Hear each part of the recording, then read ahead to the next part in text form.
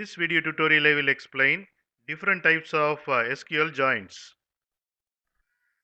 The first one is inner join, which returns records that have matching values in both the tables.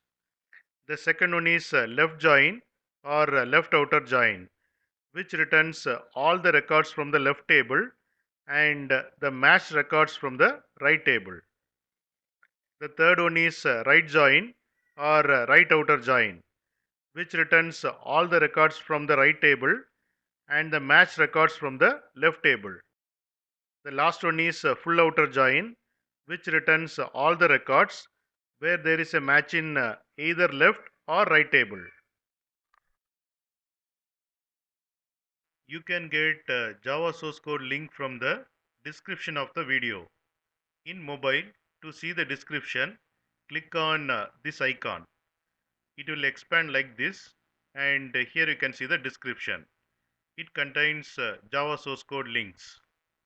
Click on these links to get the Java source code.